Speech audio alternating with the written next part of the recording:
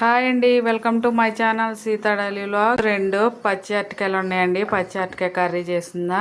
లోకి ఒక 4 ఎల్లిపాయలు ఇలా ఒలుసుకొని కట్ చేసుకోవాలి. ఒక చిన్న ఉల్లిపాయ, 2 పచ్చిమిరపకాయలు, అలాగే ఒకటి చిన్నది టమాటా. ఇప్పుడు అరటికాయలు తొక్కు తీసుకొని కోసుకుందాం. అరటికాయ చాలా మంచిదండి ఆరోగ్యానికి. పచ్చి అరటికాయ ఎప్పుడు ఫ్రై అట్లే కాకుండా ఇలా కూర చేసుకుంటే చాలా బాగుంటుంది. ఇలా తొక్కు తీసేసి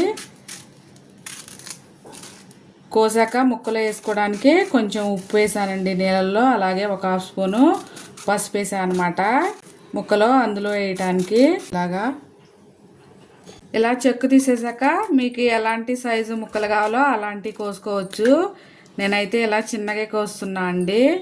ఇలాగా మరీ చిన్నగా కోసుకుంటే మరి ఉడికిపోయాక మెల్ట్ అయిపోతాయి అనమాట. ఇంత సైజు కోసుకోవాలి. స్టవ్ వెలిగించి ఒక బాండీ పెట్టాలి. దానిలో ఒక 2 స్పూన్ల నూనె వేస్తున్నా. నూనె వేడవ్వాలి. నూనె వేడయ్యాక ఒక స్పూను ఆవాలు జీలకర్ర అవి ఫ్రై అయ్యాక ఎల్లిపాయ ముక్కలు సన్నగా కోస్తున్నాయి. తర్వాత ఉల్లిపాయలు, అలాగే 2 పచ్చిమిరకాయలు ఇవి కొంచెం ఫ్రై అవ్వాలి. ఇలా ముక్కలు కోసుకొని ఇలా ఉప్పును పసుపు వేసిన నీళ్ళలో వేసుకోవాలి. అరటికాయ ముక్కలు కట్ చేసుకొని కొంచెం ఫ్రై అవ్వాలి. ఇప్పుడు ఇందులో ఒక హాఫ్ స్పూను పసుపు, అలాగే మనం కట్ చేసి పెట్టుకున్న టమాటా, రుచికి సరిపడా ఉప్పు హాఫ్ స్పూను ఇప్పుడే వేసేస్తున్నానండి. టమాటా కొంచెం మగ్గిపోతుంది. ఉప్పు వేస్తే టమాటా మగ్గివ్వాలి. కావాలంటే మీరు ముందే అరటికాయ కొంచెం ఫ్రై చేసుకోవచ్చు నూనెలో. నేను అలాగే వేసేస్తున్నాను అనమాట. టమాటా మగ్గనిద్దాం. టమాటా మగ్గిపోయింది కదా, ఇప్పుడు మనం నీళ్ళలోంచి తీసి అరటికాయ వేసుకోవాలి. ఇది కొంచెం సేపు నూనెలో ఫ్రై అయితే సూపర్గా ఉంటుందండి అరటికాయ కూర. నూనెలో ఒక 2 నిమిషాలు ఫ్రై చేద్దాం. ఫ్రై అయ్యాక అరటికాయ ఒక స్పూను కారం వేస్తున్నా అండి. పచ్చిమిరకాయలు వేసా కదా, కారం ఉప్పు కారాలు మీకు చూసుకొని వేసుకోండి మీ టేస్ట్ తగ్గట్టు.